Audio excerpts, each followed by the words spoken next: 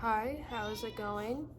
As you may or may not know, if you're one of my less than 20 subscribers, you're probably thinking to yourself, wow, B has been gone for a very long time. I wonder what she's up to. And if you haven't been thinking that and you have no idea what I am or who I am, hello, my name is B, and I make videos about books because that's my only personality trait is reading them and playing piano. So if you have seen my videos, you're probably thinking to yourself, gee whiz, her background looks really different. And you're right, it is different. And you want to know why?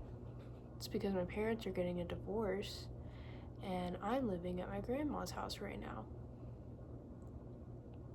Is it ideal? No. But it's better than living with my father. But we won't get into that. So here's my reading wrap up of the books that I've been reading in the past few months, ever since everything has gone down. Can you see the light just draining from my eyes? This is the second time that they've gotten divorced. I'm so over it. I still have my cat though.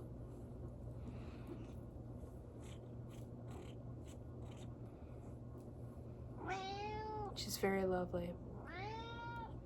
And I'm wearing a Dolly Parton shirt. She's also very lovely. Anyway. So, here are the books that I've read this February. As you can tell, I haven't had a lot to do these past 6 months.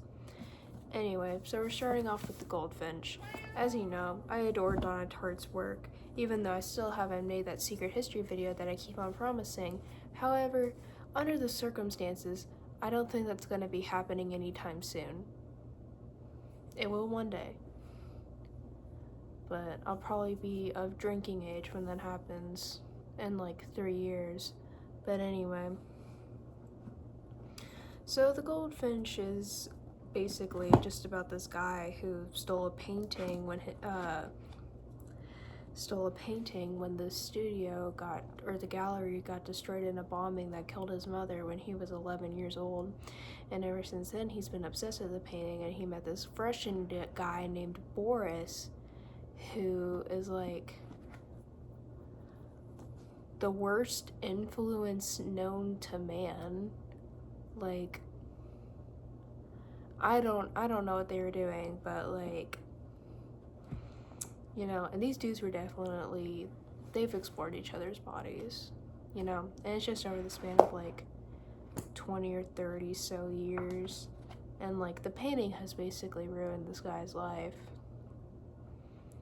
But it's a Donna Tartt novel, and I read all 750 pages of it over a course of 3 months before I finally finished it in February. And to that I'd say 5 stars. I recommend it. The next book I read I don't have a physical copy of because I listened to just the audiobook version. Basically it was just The Night We Lost Him by someone whose name I forgot. It's like Angela something. It was a book club book, and I often don't go through the liberty of buying book club books because oftentimes I'm really hesitant on whether or not I'm gonna like them. So yeah, and it was like a mystery, but it was very forgettable, and I could not tell you anything that happened, but I know I did not like the main character. I thought she was really annoying.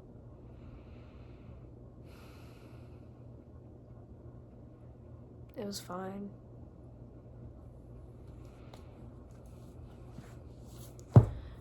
Next book was The Awakening by Kate Chopin and Other Stories.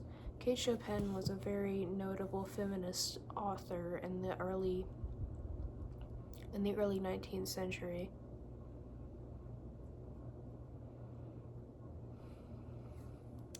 She specialized in not only writing about women's liberation, but writing women who were unlikable, Because beforehand, the only archetype that women could possess in literature was something that was sweet, simple, a wife or a mother, or maybe a daughter. Kate Chopin wrote about women who were selfish, women who indulged in their interests, and women who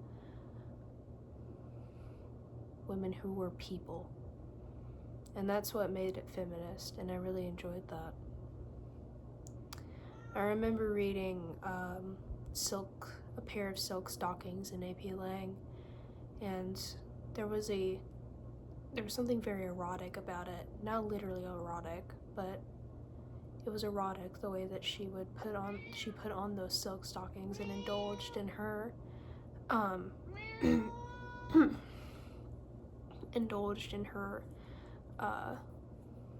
desires, even if it were completely out of selfish means, because she was going to use that money to get dresses and clothes for her children, but instead she spent it on herself, which she never, ever has the liberty to do. Is this a selfish and horrible thing to do? Yeah, it is. I'm not saying that it isn't, but it's death.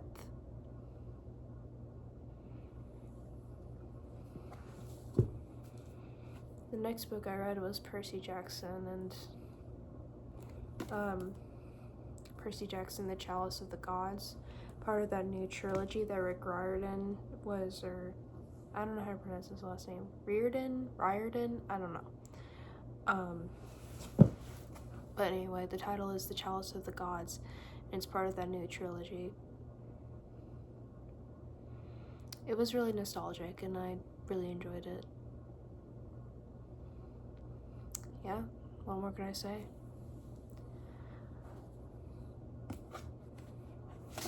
The last book I read in the month of February was The Memory Police by Yoko Ogawa. The Memory Police was very Orwellian.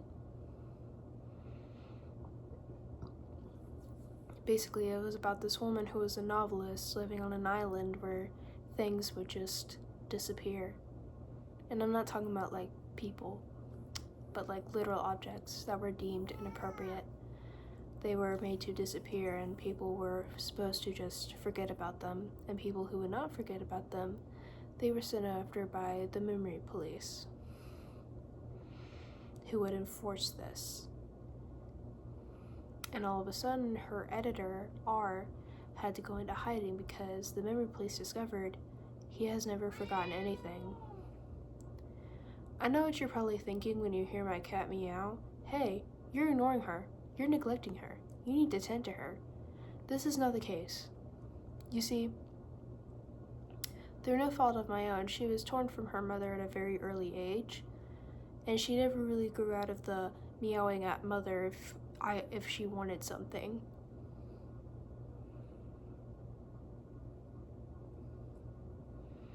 She's fed, she's clothed whenever she wants to be. She's watered, and her litter box is cleaned every day. She is just needy, and she is clingy, and she is upset that I am talking to a camera instead of constantly giving scritches to her little head, which is very cute.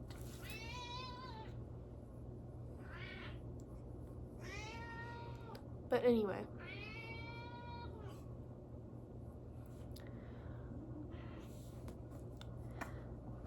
that's the month of February. After February is March. So, March, I had a lot of free time, which I know what you're probably thinking. You're a junior in your spring semester. How do you find free time? I find it. And also, I'm unemployed. Well, not anymore, but I was then. Anyway, so the first one that I read of March was Lampvona by Tessa Moshfegh. This is my second Moshfegh novel, and this one I think was better than Homesick for Another World. This Lampvona is basically just set in this medieval town where everything bad that could happen happens. this was misery porn in written form. And, I mean, it was okay, I guess. I don't know. 3 stars, 3.5 stars. Would I recommend it? Not really. Not why people wish to subject themselves to that, and I understand. So, second one that I read of March was the second part of the trilogy, Wrath of the Triple Goddess. This one was really cute. I enjoyed it. You know, it's still like that nostalgic factor, and I'm really excited for the third one to come out.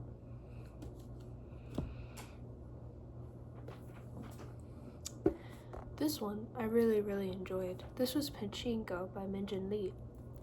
And it's basically about these Korean immigrants in Japan spanning over 4 generations. And it was really beautifully written.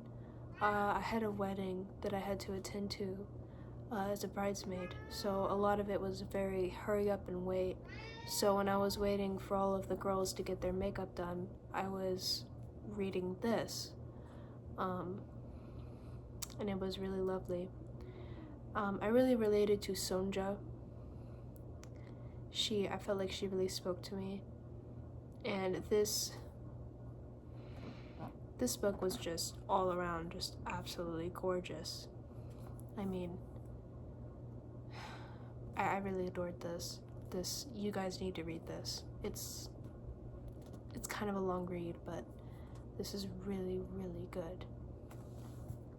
And it's a debut novel too. You only get that so many times. My vain child is staring at herself in the mirror, and it's the only time she's quiet.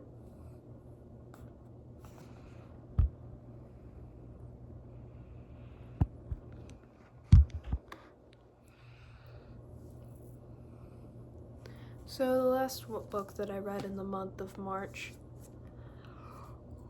pardon me, was Sunrise on the Reaping by Susan Collins. I read this book in the span of 2 days, but I won't delve more into it because I already made a video about just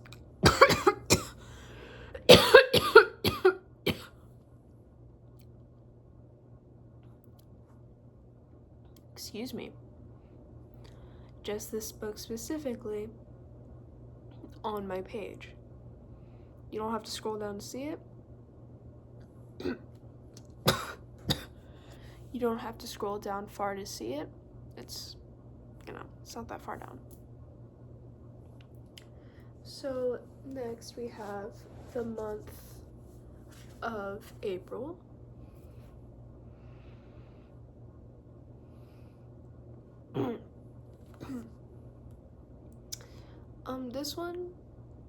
This month was full of books that I really enjoyed up until the last one. So, we need to talk about Kevin. This was really good.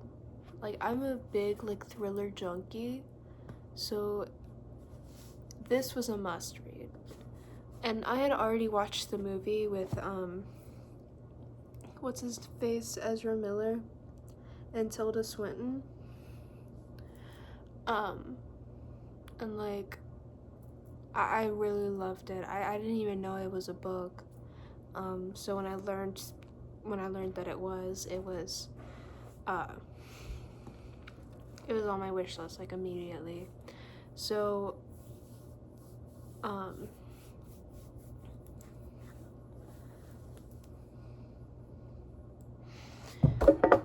So yeah, we need to talk about Kevin. It was really interesting. It's just about the mother of it's a fictional mother of a school shooter, detailing her life, raising him from the day he was born up until the event happened, how it affected her, how it currently affects her, even though he's in jail and was caught and prosecuted.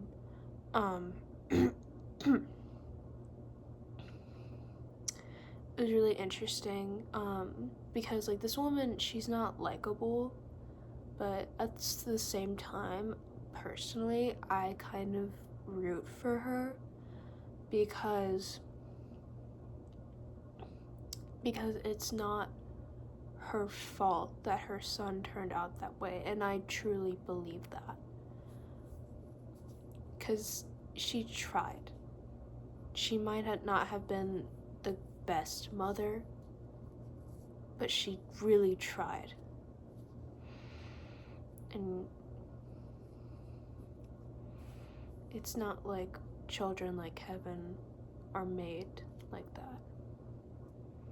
A lot of the times it's just nature. So after reading that, I needed something kind of lighter. So I read Howl's Moving Castle, which I have been wanting to read this book forever. So I finally got around to it, and I really enjoyed this as well. It was very cute, you know, it was just like the movie, except like kind of just more like silly. It was really funny, you know. There was so much warmth in the Studio Ghibli movie, but this book, it's just more of like, it's spunky, if that makes sense, and I really enjoyed that. So after reading that, I had to ruin my mood again. So I read another Karen Slaughter novel, False Witness. This one is really insanely heavy, to the point where I like don't even know if I can talk about everything that happened in this book on YouTube. But like, this is really good. It's really dramatic. There's so much that happens. There's a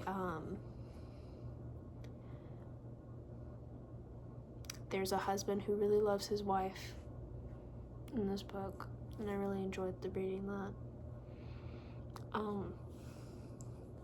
This one was the very long-awaited sequel to the first Kyoshi book that I read when I was during my Avatar phase, around this time last year.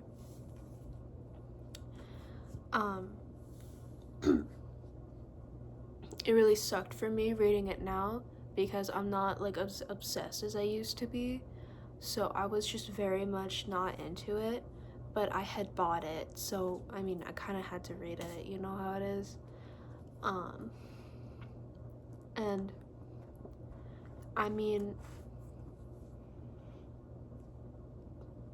it was still good. Kyoshi and Rangi's relationship, beautiful.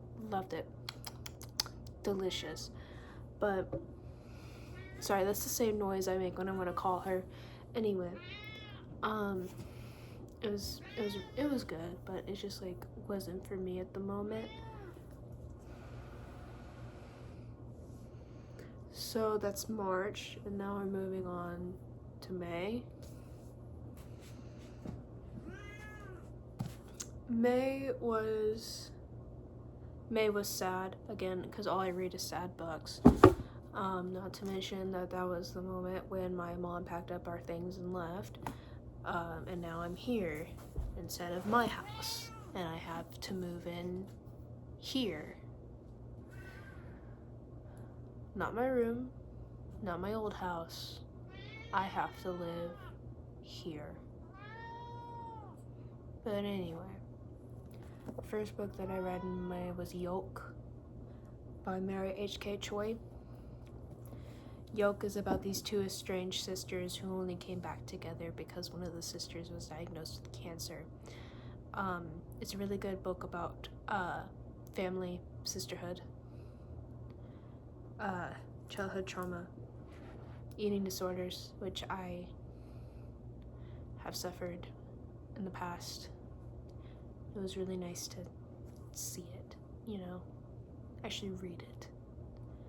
This book was really raw, and I really enjoyed it.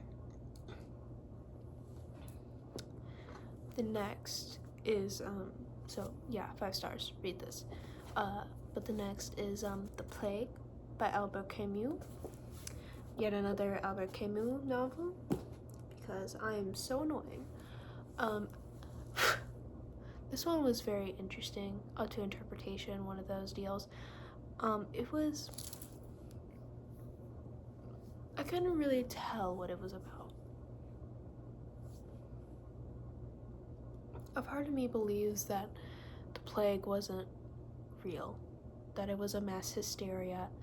Someone coughed one day and all of a sudden this perfect town in Africa, they went up in a frenzy because that's an imperfection. I just feel like it wasn't real, that the plague is something different. But I couldn't really tell. But the next is yet another Karin Slaughter novel. I'm sorry. This one is the sequel to Pieces of Her, called Girl Forgotten.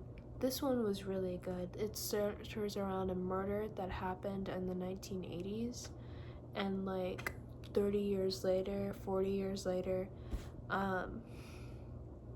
Andrea Oliver, from the first Pieces of Her book, is discovering like simultaneously trying to crack this cold case while being while protecting this judge who happened to be the victim's mother. And it's really interesting. Those are good to read. And that was May. And now finally we have June, and I've only read 2 books this month of June. I only have one though. The other book I borrowed is a library book. We have Last Night at the Telegraph Club by Melinda Lo. Last Night at the Telegraph Club follows a Chinese American girl who is 17 and named Lily, and another girl named Kath, who is Italian American, in San Francisco in the 1950s. These 2 girls are romantically involved, and they sneak off at the night to go to a lesbian club called the Telegraph Club. This book is very good, and I really loved the romance, and while the ending was anticlimactic,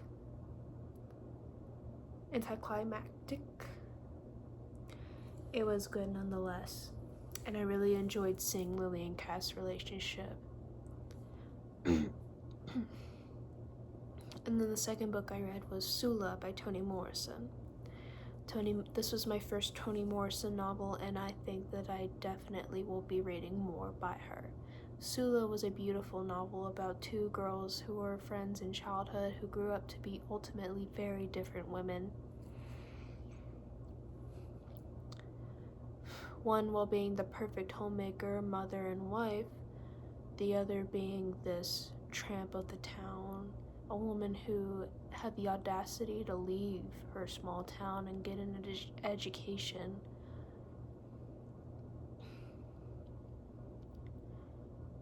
Over the span of 3 decades. Sula was a very interesting book, and I really enjoyed it. Toni Morrison's prose is absolutely perfection, and I'm definitely I kind of want to read The Bluest Eye next, or Song of Solomon. I don't know, I'll have to read more and see what people recommend. But anyway, yeah, that's everything that I've read so far, ever since the January reading wrap-up that I posted. And that's a little bit about me, a little lore drop about where I've been. I guess I'll talk more about that.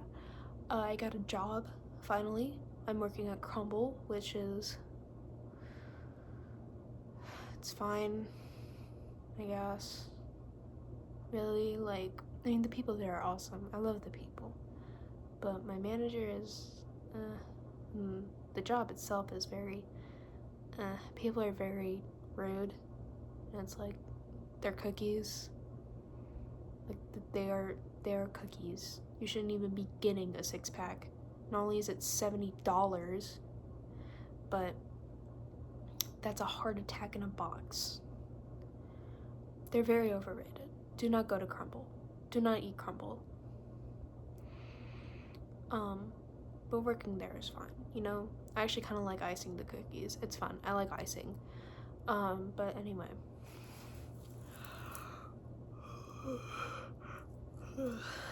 Living at my grandma's, it's also fine, but I miss my room and I miss my house. It was my house, you know? And I just really miss everything, you know? I had to get rid of a lot of stuff before I moved here. And I kind of have a really, like, I have a really bad tendency of not letting things go. Like, I'm borderline a hoarder.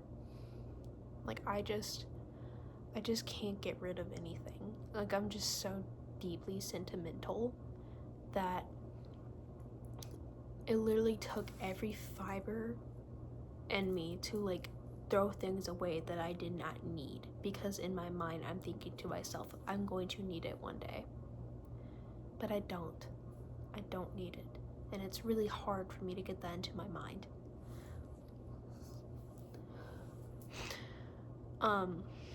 So yeah, it's been really hard lately, but it's fine, you know, it's fine.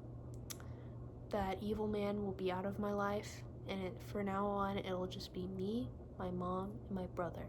And that's how it's supposed to be. Anyway, thank you for watching. I'm sorry. I don't know what I'm sorry for. I just feel the need to say it. I'm sorry.